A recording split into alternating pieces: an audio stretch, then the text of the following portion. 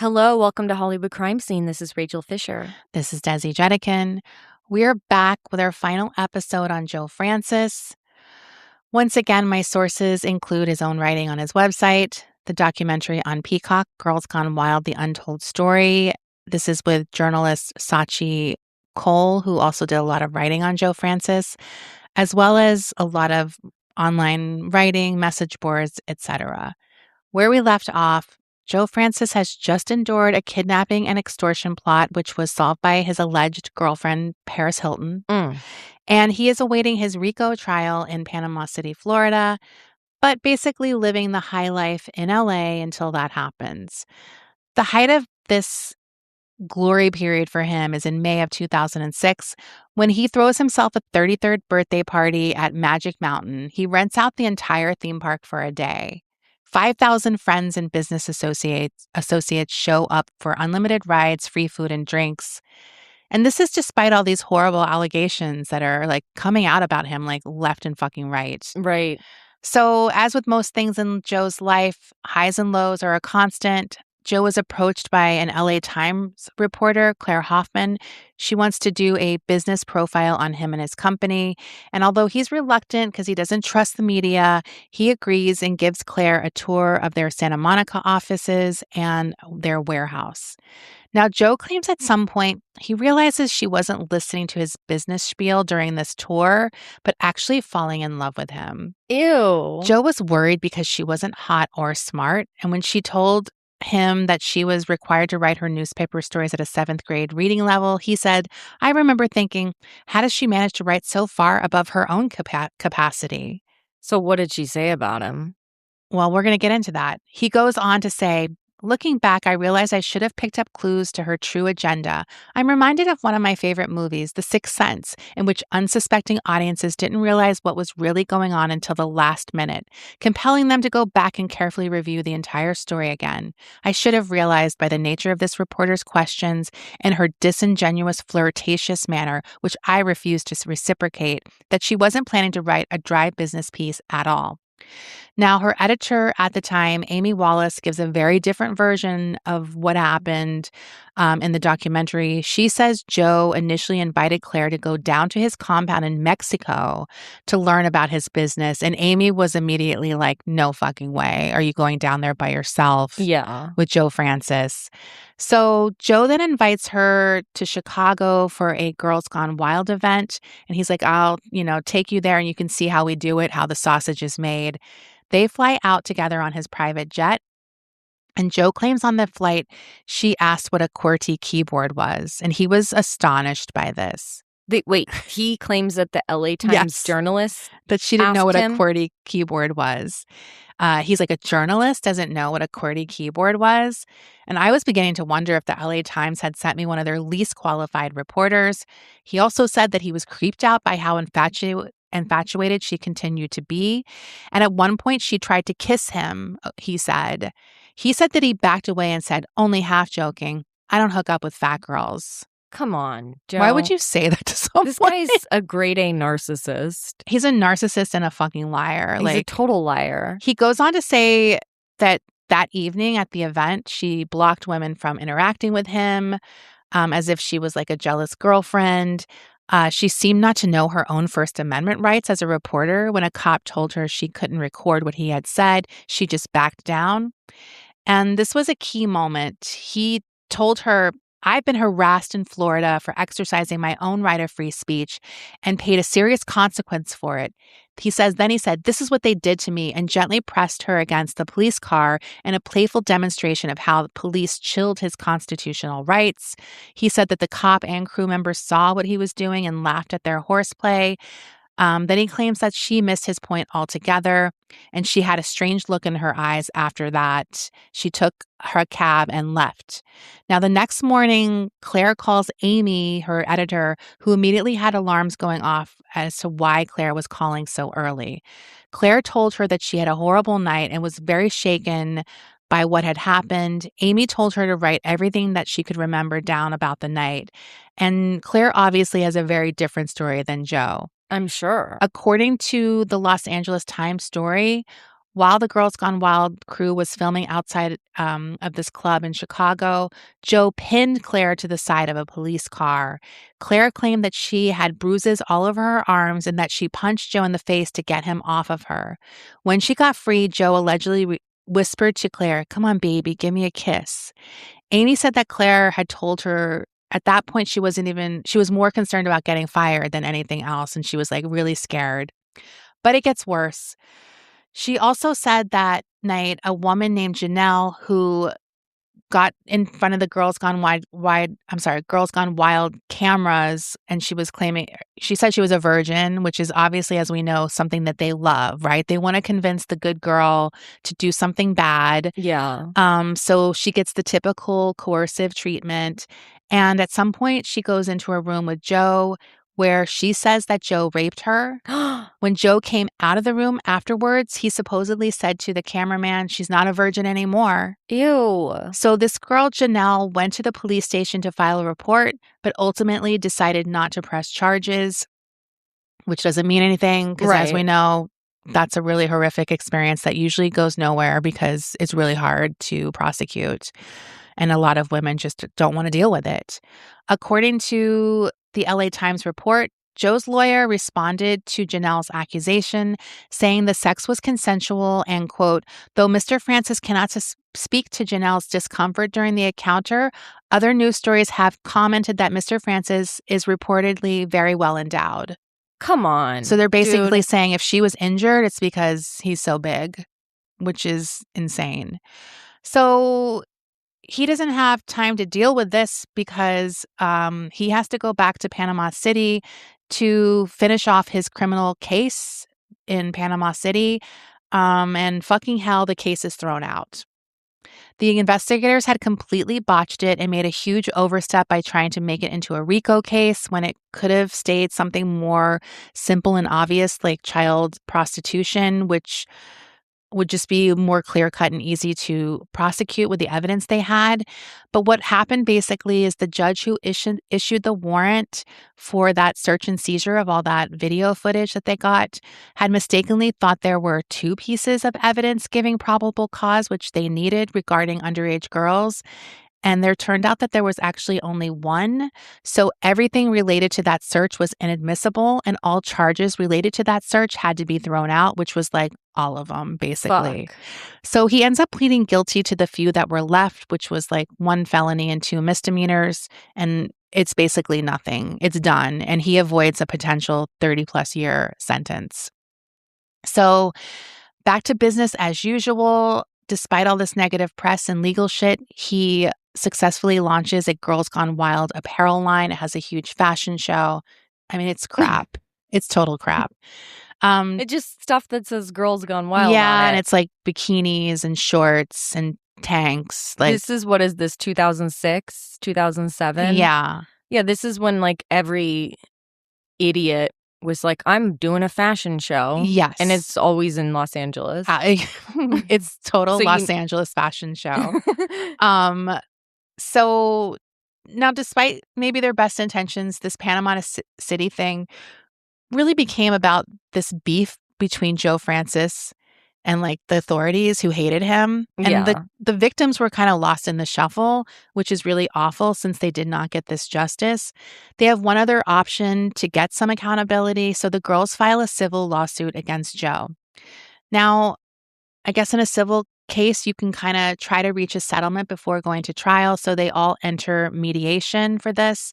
And Joe sets the tone immediately when he shows up to this mediation, kicks off his flip flops, and puts his feet on the table. I hate this guy He so is much. irate.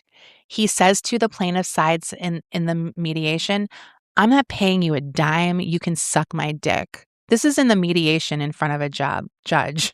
He's eventually held in contempt and told by the judge to settle or go to jail. So he makes news when he tells the press it's more like Judge Gone Wild. Oh, come So the on. headlines are all Judge Gone Wild. Stop it. But this is probably not the smartest thing to piss off a judge. And he's sent to jail without bail. So there's like about 20 pages of this legal issue on Joe's website that I just did not even get into because it's like Look, I'm not qualified to speak on constitutional law. We I'm know. not even interested in bullshitting my way through it. I don't know, but if you're interested, you can go look it up. I'm sure it's all lies. But Joe is jailed for contempt, and he makes things worse for himself almost immediately. He offers the bailiff $100 for a bottle of water, and he's like, keep the change, get something for yourself. And that's considered bribery. So he is sent to solitary confinement. And while he's being taken to solitary confinement, I guess a chaplain is escorting him as well. He kind of stumbles and nearly falls. And the chaplain says to him, "Have you thought about Jesus Christ?" And Joe says, "Every day, because this is what they did to him." Come on. Now, this won't be the last time Joe compares himself to someone a million times better than him, but we'll get to that in a bit. Now, on the West Coast, he has more legal trouble brewing. There is a tax case being built against him in Reno, Nevada, that is gaining some steam. This is actually like someone who worked for his business at some point turned him in under a whistleblower program. Yeah. And it's basically he wrote off like $20 million in business expenses that aren't legit.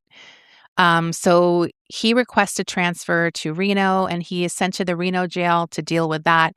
And it's a much more lenient situation for Joe in Reno. He's basically running the joint. He gets food delivered. He has unlimited access to the phone, where he basically takes hour-long calls using the jail as kind of a conference room to run his business. He even calls Kim Kardashian while she's filming Keeping Up with the Kardashians, and the call is on an episode. She's like, "Where are you?" And he's like, "Jail." Is it really? Yes.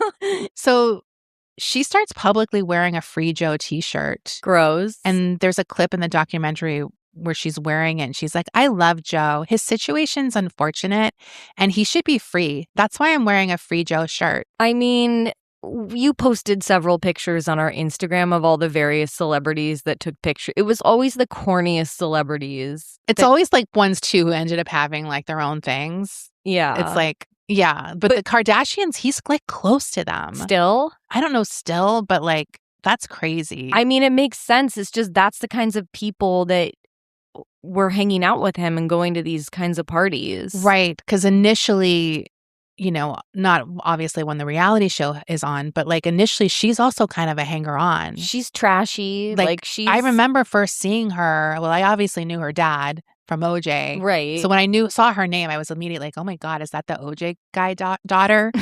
And then seeing her, I was like, "Oh wow, like she's just friends with famous people." Like it's weird to think back when she was kind of like more of a hanger on. Yeah, that was her whole thing. And then the sex tape happened. Right. And that really launched her career as famous for being famous. Absolutely. But yeah, she was exactly the type of person that would hang out with Joe Francis. Oh my God, totally.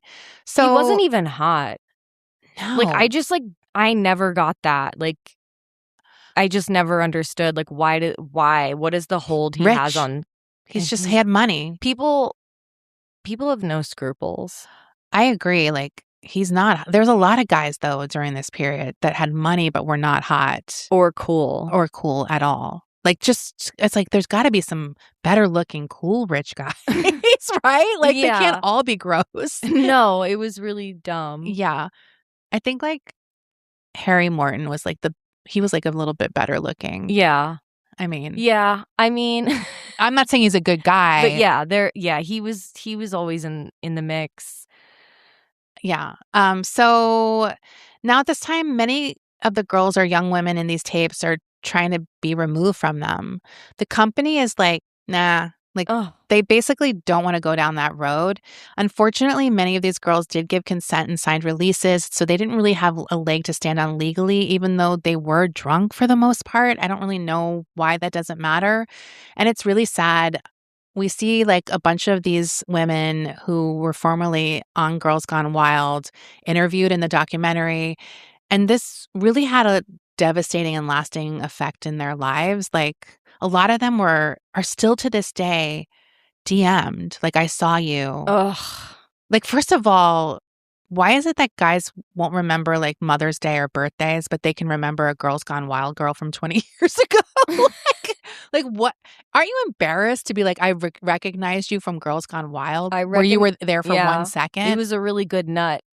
Like I jerked off to you. Most of these girls are on for like 10 seconds. Like Yeah. It's crazy.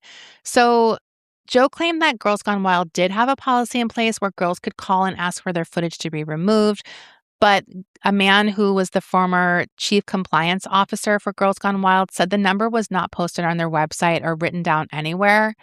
And he's like, if a girl was really regretful that she did it, then she would be able to find her phone number.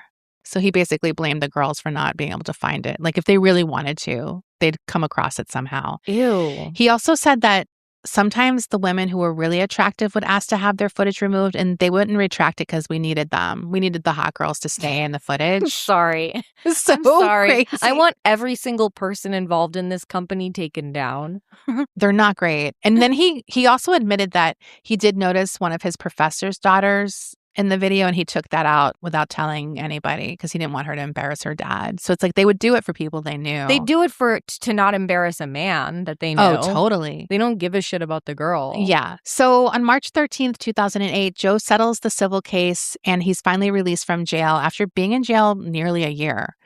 Of course, Joe claims he was unfairly prosecuted and he goes on the talk show circuit, including the Tyra Banks show, where he compares himself to another man who was jailed just for standing up for what was right, Nelson Mandela. Bro. In later years, he also compares himself to June from The Handmaid's Tale, which What? is especially rich. How? I don't know. I guess because she's tried to stop. But what? I don't know. This guy has such a delusional fucking idea of who he is. Yeah. It's like, he's very Trump. Like when I'm seeing him and hearing him, sometimes I'm like, this is the delusion level of our president. Like, right. Just completely like insane, like the way you think of yourself. Like just untethered from reality, but also like an extreme narcissist. Extreme narcissist and like a massive ego that just can't be like. And then also like, look at you. Yeah, I mean, a lot. So now Joe goes kind of right back into expanding his empire, but his legal troubles are far from over. In 2008, April of 2008, he launches Girls Gone Wild magazine. This is a monthly non-nude publication, kind of trying to go into that Playboy route where it's like people just read it for the articles. Like he wants to have funny interviews and articles. Tila Tequila and Shane Lamas are two of his cover girls. This is so 2008. I laughed out loud. I was like, Shane Lamas? Shane Lamas. I haven't heard that name in 20 years. Do you remember that? Of course. Whenever I'm like seeing these names, I'm like, these would be fun episodes. Right. Like just to talk about those type of girls. Like, oh my God. It also obviously features real hometown girls. Howard Stone thinks it's a great magazine. Howard Stone? Howard Stern. And he finally does join forces with Larry Flynt, Joe. In early 2009, the U.S. government is generating controversy for bailing out the automobile industry, the banking industry. Hustler magazine publisher Larry Flynt and Joe decide on a whim to publicly announce their intention to petition Congress for a $5 billion financial bailout for the adult entertainment industry. He says in a press release, our industry has been very successful, but since Congress seems willing to help shore up other important businesses, we feel we deserve some consideration. Now, obviously, most people regard this as a PR stunt. The bailout request was regarded as that for the most part, but Joe definitely is like, I wanted to make an impact on the discussion surrounding the government's role in business. Now, I will have to say, if Joe wasn't involved in this, I would think it was very funny that they're trying to get a bailout from the government. Yeah. And I would be like, hell yeah, what about every other business that's suffering? Like, why only certain industries? But I'm not going to ever get him. I just don't believe. Joe is just in everything for himself. He's just such a piece of shit. Absolutely. I mean, that's 100% true. And someone says in the documentary, there's like one person he's loyal to, and it's himself. Like, that's it. In 2010, he creates a reality competition show called The Search for the Hottest Girl in America. He starts dating the season 3 winner, Abby Wilson. She's 18 when they meet. He's in his mid-30s. I can't believe the show had 3 seasons. What channel? I never even saw one season. Where was it? I have no idea. MTV? I don't think it was MTV. The Hottest Girl in America. It's probably like early FX or something. Like, I don't know. It's like when The Man Show was on or something. Dude, the Man Show. Ugh. So He also launches Do you guys. remember that show? No, it was the Wait. Spike channel. Oh, Spike channel. Spike, the man's channel. It wasn't FX, it was Spike that Right. was the, like, we're the misogyny channel, because they also had that hilarious show that was called Mansers. Oh my God. I mean, it was, like, unintentionally hilarious. I get they're trying to be kind of funny, but it was just, like, The thing about that gross. show is, like, you have every channel. Like, it's like, why are you making a channel for yourself when you already have all the power? Right. I mean, it's just They're like, this is finally a channel just for men. It's comical. So, he launches Guys Gone Wild, and the subtitle of one of the videos made me laugh. It was, "Dude, where's my pants?" I'm sorry. Wait, is this for men? Well, much like Playgirl, this is kind of 25% for women, 75% for gay guys. Yeah. Right? Because who's buying this content? His camera guys are now called rooster shooters because they're shooting cock. And to be honest, they're just as disgusting with these guys as they are with the women as far as coercion. Right. In the documentary, we talked to one of the women who used to work for the company, and it was her job to coerce the guys into the bus or private room. Then they show, like, it's like filtered out, but we hear what she's saying. She's literally dirty talking the guys, like coaxing them into orgasm so that they can show him come on camera. What? So she's like, come on, like. So she's, like, assaulting them? She's not touching them, but she's dirty talking them so they can come on camera. And they're drunk guys. Yeah, probably, right? So it's like very similar. It's a similar situation. And she's like, it's really difficult because women can fake it, but men can't. Now, this is a longtime employee I mentioned.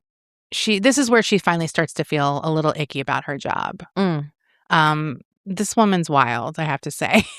What's her name? I can't remember her name. I don't even want to say her name because it's kind of embarrassing that she's not more embarrassed, like, about the whole deal. Like, she did a lot of crazy shit or saw a lot of crazy shit. Yeah. I don't know. It's wild to me. Anyways, like I mentioned earlier, she finally realizes that Joe's only loyalty is to himself because she tries to get a promotion and he's like, no. And she's like, what? I've, like, done all this scummy shit for you. Right. And now you're saying no? Okay, we'll take a break here and then we'll...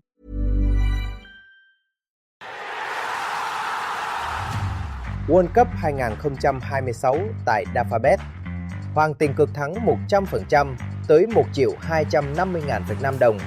Thưởng chào mừng 110% tới 6.888.000 Việt Nam đồng.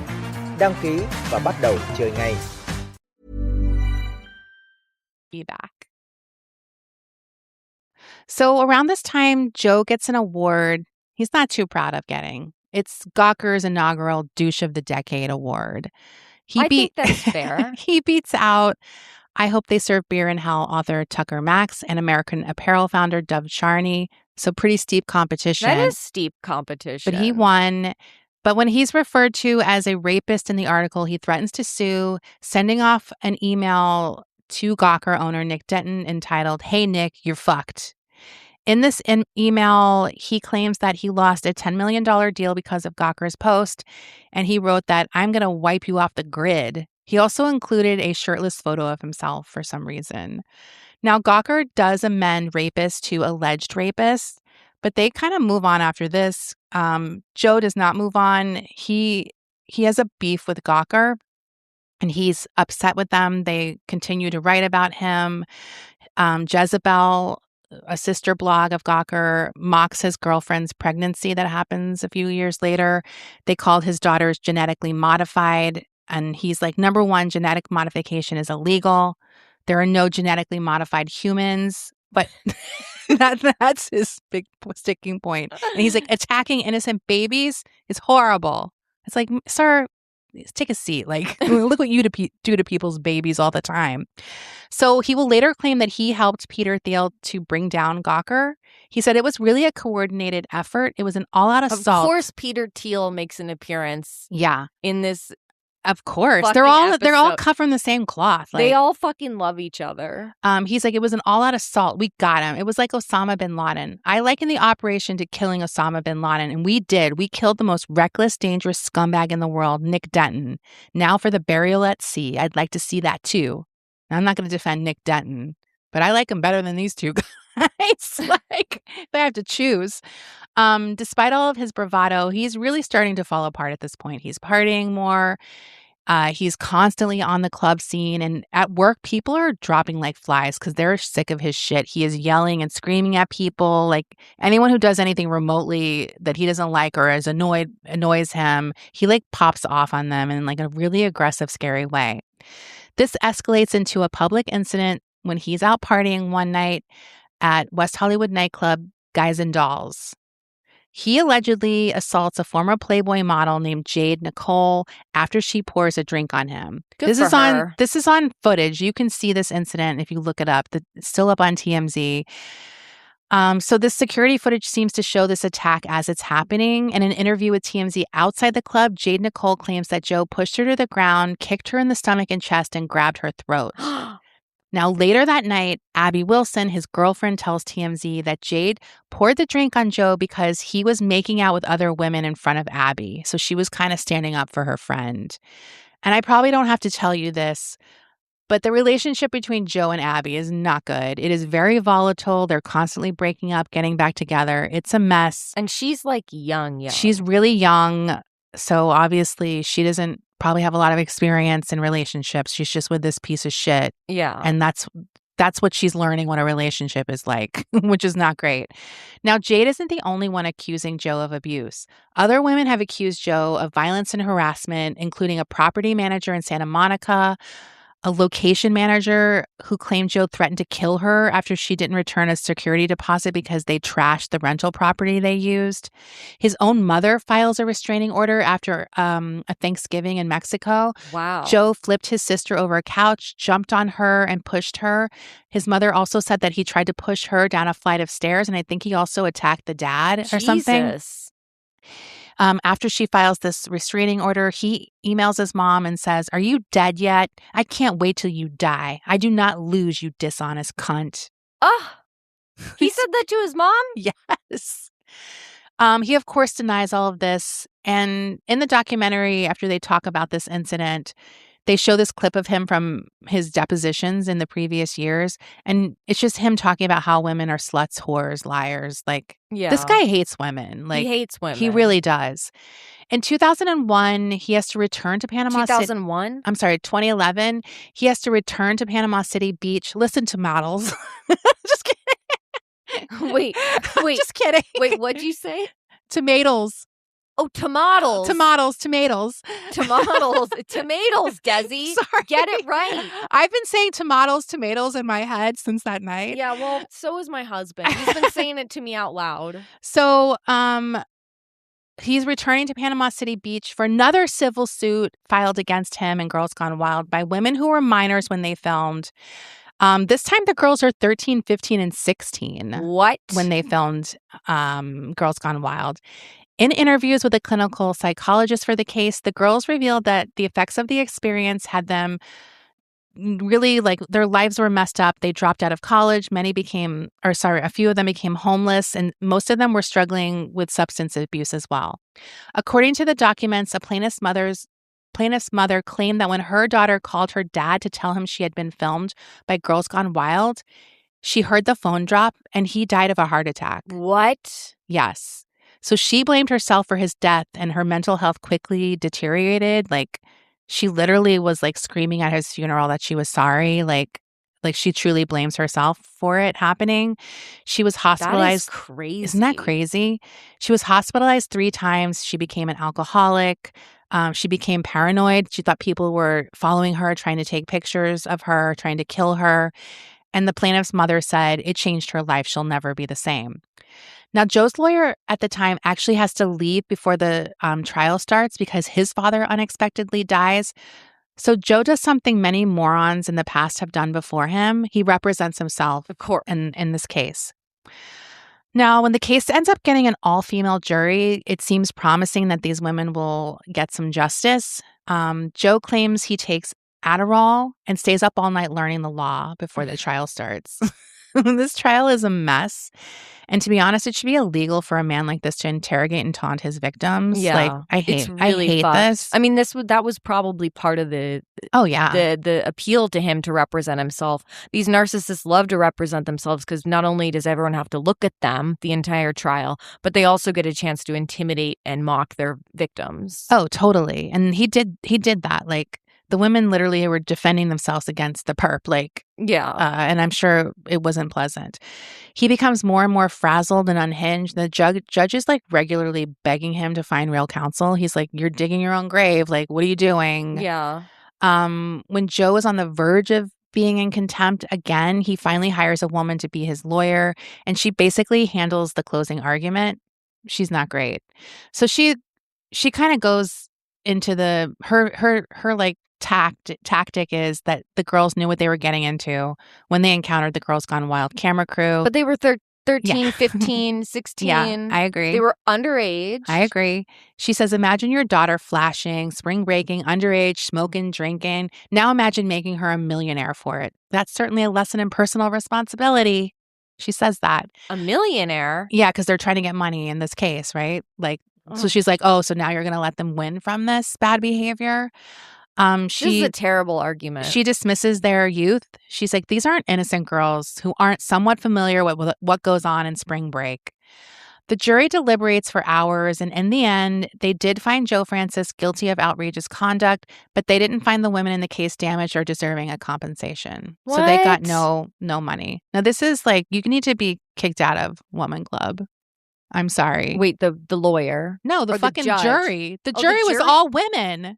And they didn't give them any. No. Who are these bitches? I agree. Like, I'd like to have what a is it? word with It doesn't them. cost you anything. Like, you don't have to pay. Right. What do you care? How do you even take a look at Joe Francis throughout this entire trial? And even if you don't believe in like whatever this case, just look at that guy. Don't you want to make that guy pay? He sucks. I agree. Like, it's crazy to me. Like, give them something. Like, That is maybe they don't get whatever outrageous. they were asking for, like $40 million, but give them like whatever. Like, That is outrageous. so this opens up a debate in the country. What's going on with these girls and young women in America? It's referred to as the Girls Gone... I don't know. Maybe men are disgusting and predatory. It's referred to as the Girls Gone Wild effect in this huge magazine article. And it's basically tying the antics of Paris, Lindsay, Britney to girls going wild everywhere. It's very slut-shamey, victim-blaming, all that stuff.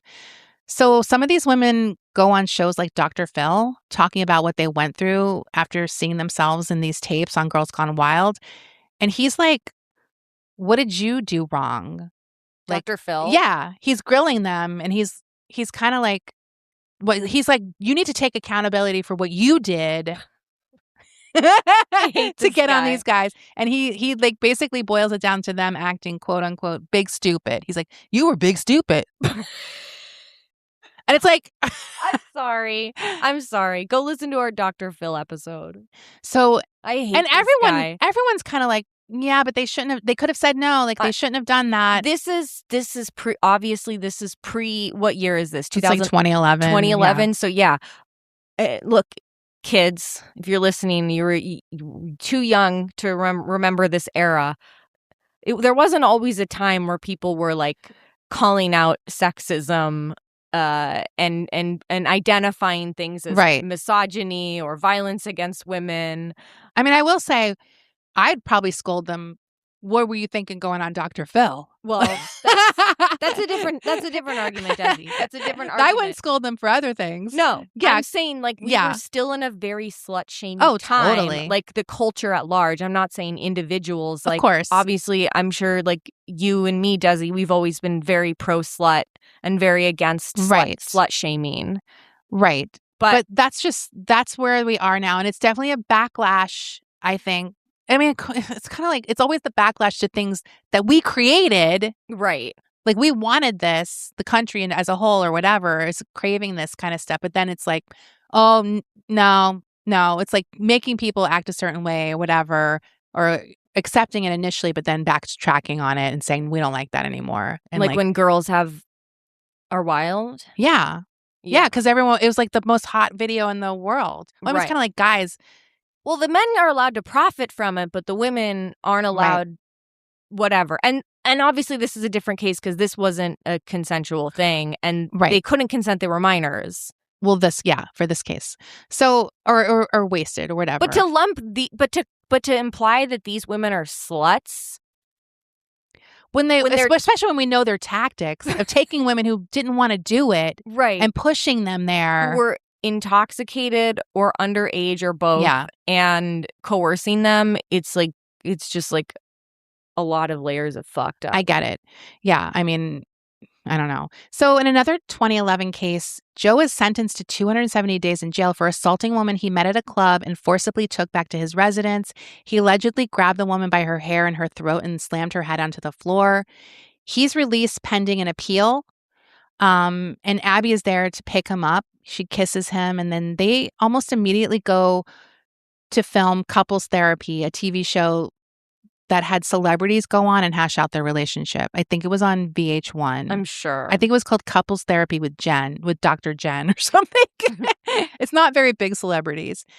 They show a clip of this in the documentary, and at some point Joe says to Abby, "Don't speak up too much. You'll ruin the whole reason I like you." So this is that guy. Now, finally, someone does what no woman has been able to do. A man with a lot of money and a lot of power completely obliterates Joe Francis. Unfortunately, he's like a little bit of a piece of shit too. But let's talk about Steve Wynn. So they get into a very public feud. It turns out that Joe had not paid some of his table debts at the Wynn in Vegas. And Steve Wynn or the Wynn Casino, basically sues Joe to get this money that he's owed. I think it's a $2 million gambling debt. Jesus. So what does Joe do? He steps in it big time, and he accuses the Wynn of using shady accounting in order to scam their big whales out of money that they didn't actually lose.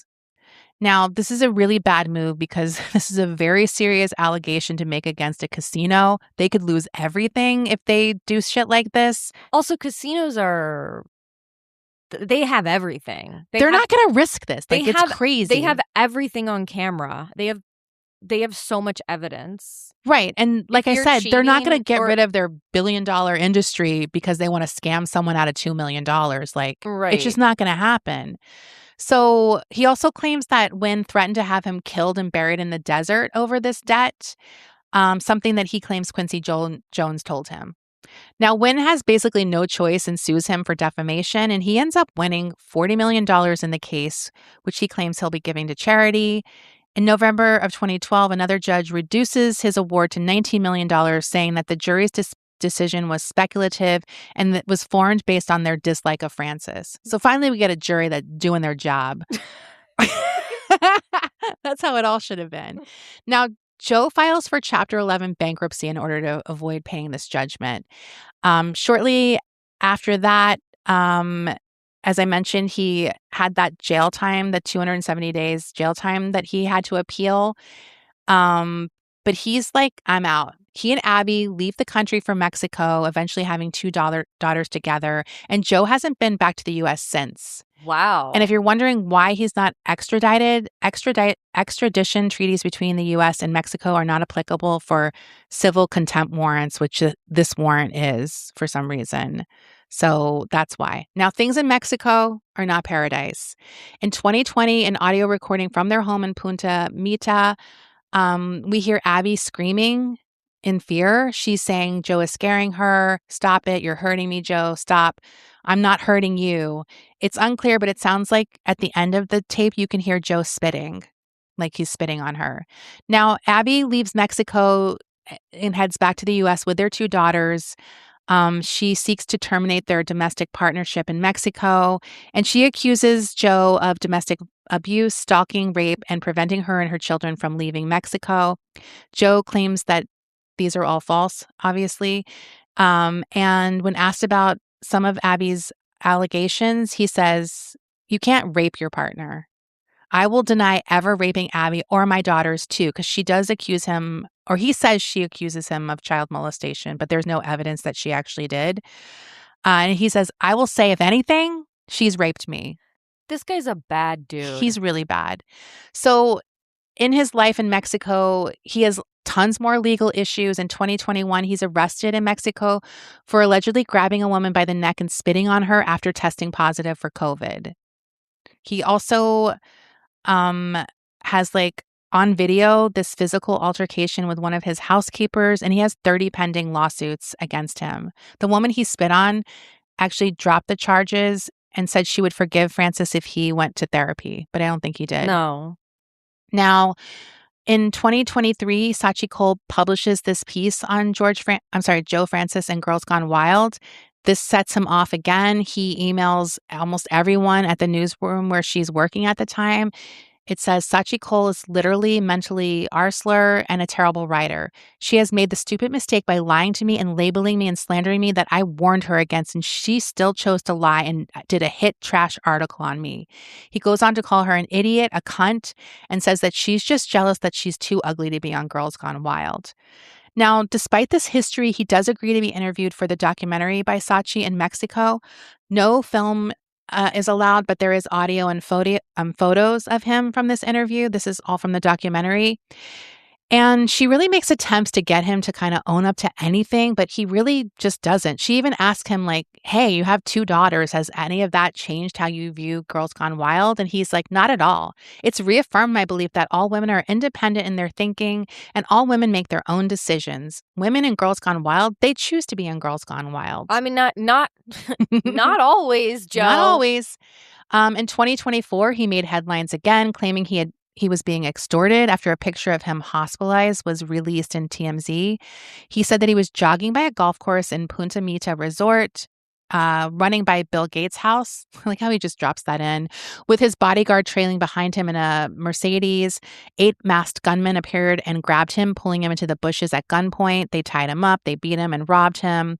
He said they took his cell phone, money, and drove off with his bodyguard in his car. The bodyguard then let these guys into his house and robbed it while he was bound and gagged. He's like, this was an inside job, alleging his bodyguard kind of planned it with these other guys. He was able to break free at some point and walk to a security booth where the guards refused to call the police. He then walked to a hospital that's nearby.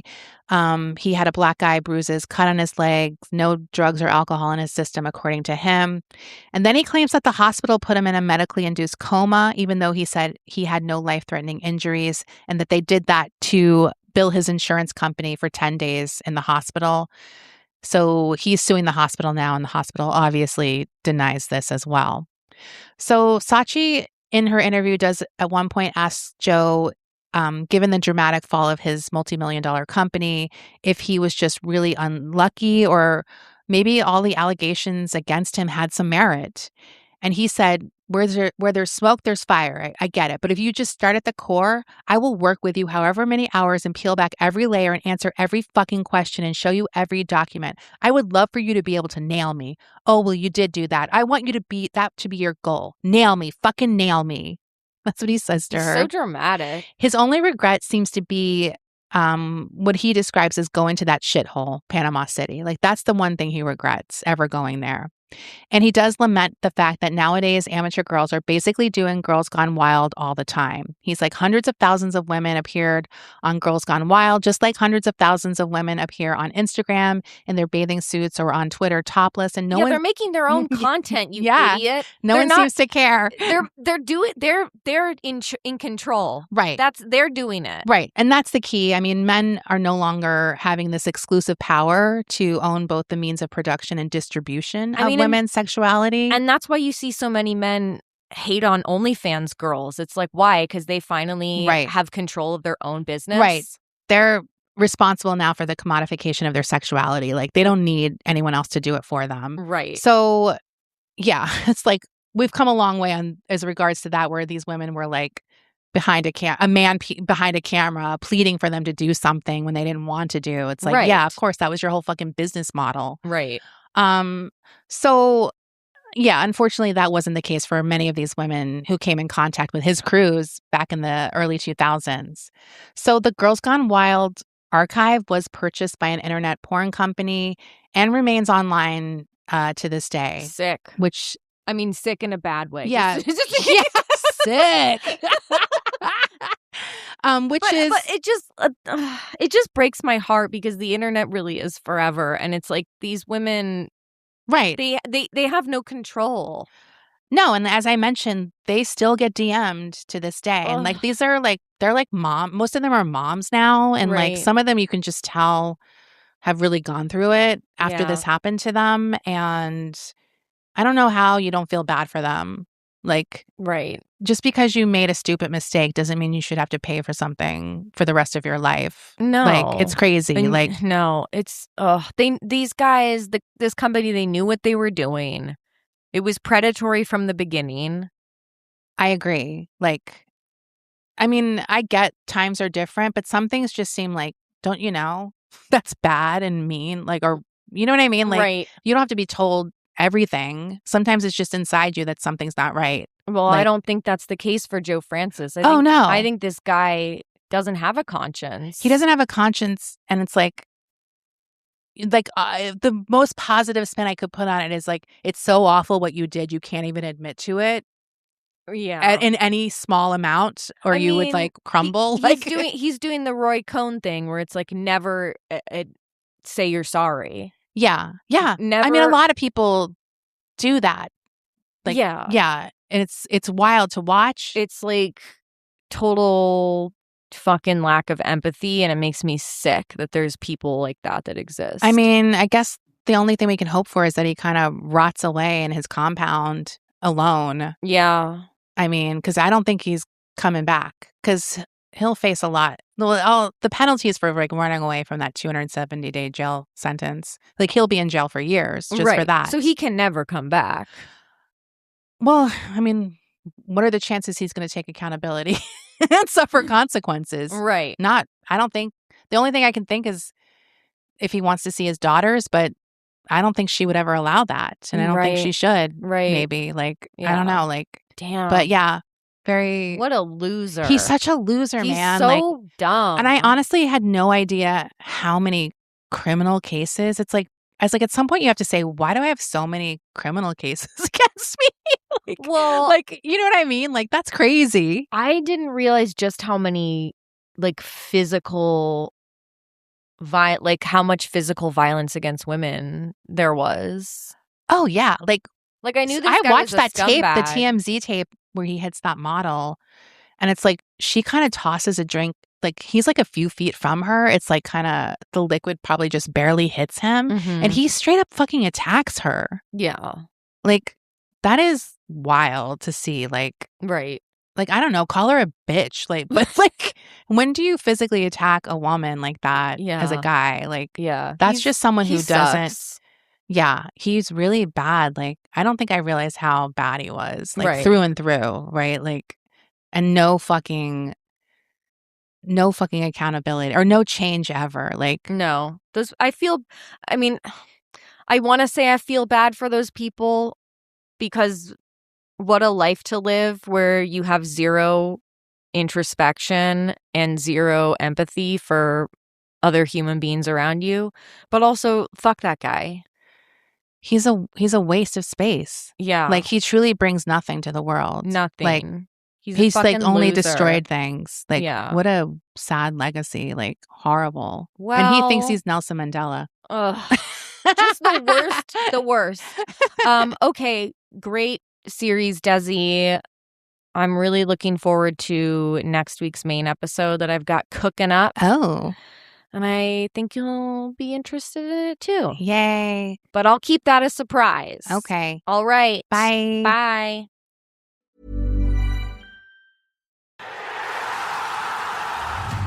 World Cup 2026 tại Dafabet. Hoàng tiền cược thắng 100% tới 1.250.000 Việt Nam đồng. Thưởng chào mừng 110% tới 6.888.000 Việt Nam đồng. Đăng ký và bắt đầu chơi ngay.